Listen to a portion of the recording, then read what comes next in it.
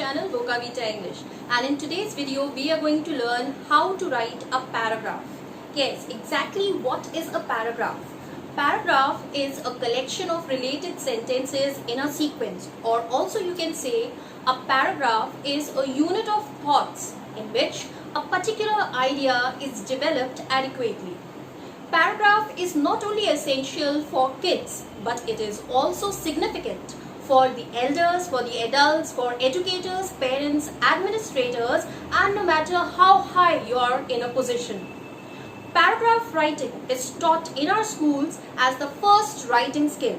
Later on, it is taken up by essay writing, story writing, and bigger and deeper kind of vocabulary testing writing skills. So let's start with the first writing skill that is taught in our schools, that is paragraph writing. And I'll tell you what all things you have to keep in mind to write an effective paragraph. So firstly, before you write a paragraph, the very first thing you have to remember is unity. All the sentences should have a single focus. They should all be related to each other. Your paragraph, either the title is already given or you are asked to read the paragraph and give a suitable title to that paragraph. Either ways, you have to read the paragraph thoroughly, and that means the sentences should be related to each other. Then only you can come to that one single theme or idea that lays behind that paragraph. Secondly, coherence. Coherence means wherever the first idea stops or ends, you have to start with your second idea. That means one way leads to another. In that way, you are not breaking the chain of the same theme and idea that is carried from the first line till the last line. That means it is in a way, in short form, it is binding your whole paragraph, your entire paragraph into one string. That's very important, and that really impresses the examiners. Thirdly is adequate development. Adequate development means that how are you progressing in your paragraph? How many illustrations, causes, consequences, effects, examples, anecdotes, stories, incidents, and interesting things you are adding to your paragraph. That again depends on the word limit provided to you.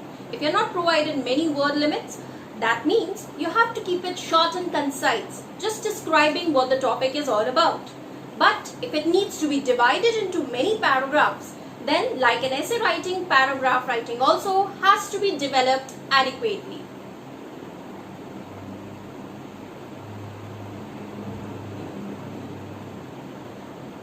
Yes, so now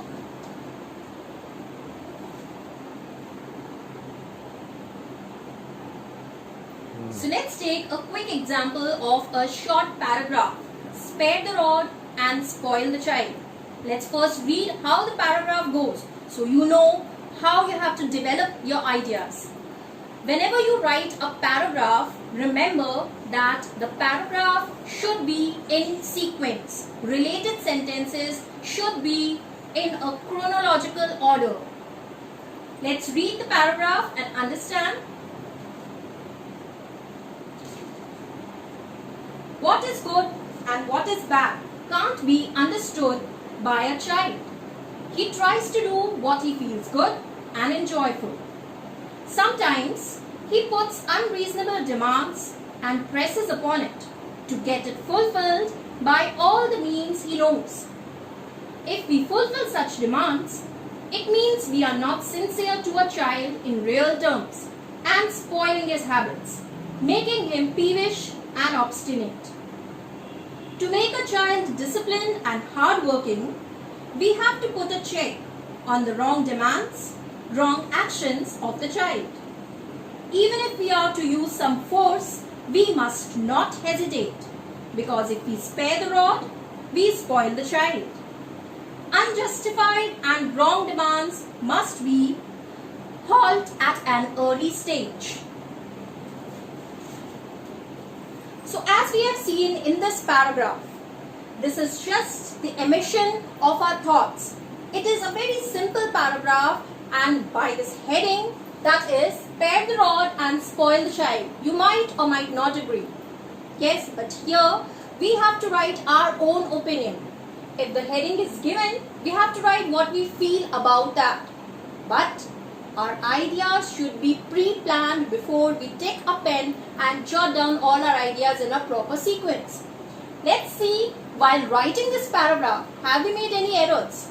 Again, with all other writing skills, similarly with paragraph writing, you are judged for your spellings, your grammar, and your expressions if you have used any.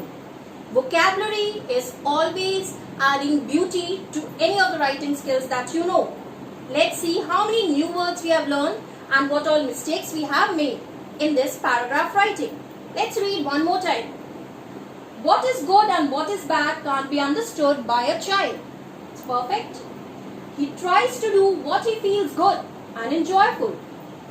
Sometimes he puts unreasonable demands and presses upon it to get it fulfilled by all the means he knows. If we fulfill such demands, you can see the spelling of fulfill, that is a single L.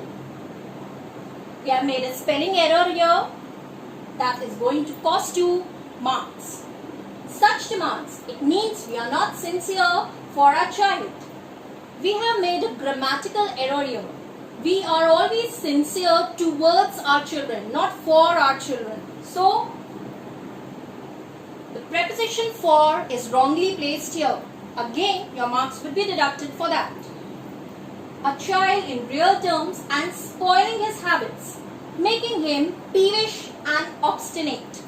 2 words. Purposely, I have used these words which are not very common. If you are an advanced English learner, you are very familiar with these 2 words, that is peevish and obstinate. If you are a beginner, let me tell you that peevish means a person or a child. If we talk about a child who is very bad at temper, who is not short-tempered, but he gets angry and he has a destructive anger. That's peevish. Obstinate is a person or a child, again, who is stubborn to change his behavior. Even after many reminders, even after many scoldings and punishments and lessons, he is not ready to change his behavior. That means he is obstinate. You can use these words in your common English conversations also. Let's proceed. To make a child disciplined and hardworking, we have to put a check on the wrong demands, wrong actions of the child. Even if we are to use some force, we must not hesitate, because if we spare the rod, we spoil the child. There is nothing wrong with this, but this I am highlighting here because this is the heading that we have got. Whenever we write a paragraph, it becomes essential for us to use that heading, that topic anywhere in the paragraph. Either you can start that spare the rod and spoil the child, and I totally agree with it. Or you can use it somewhere in between the sentence, in between the paragraphs, or you can end it. Like in this particular paragraph, we are ending with this phrase, spare the rod, we spoil the child. We have to use the topic sentence somewhere in the paragraph. Unjustified and wrong demands must be halt at an early stage. I'm very sure we all know the meaning of this phrase. Halt at an early stage means should be stopped at an early stage. For this expression, that is halt for an early stage, there is one more expression that can be used. That is nipped in the bud. This is a far better expression than halting or stopping at an early age, early stage. This can be replaced by nipped in the bud. Means the same. That means those habits could be put to an end at an early stage. Whenever the parents or teachers detect that the child is getting spoiled, it should be then and there stopped and checked. So this expression you can always use.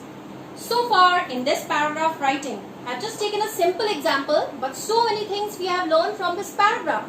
We have learned peevish and obstinate, that is added to our vocabulary. We have learned one new expression, nipped in the bud. We have seen how in a hurry we make silly spelling mistakes like fulfill. We make grammatical errors like the preposition error for in place of to, and many other errors.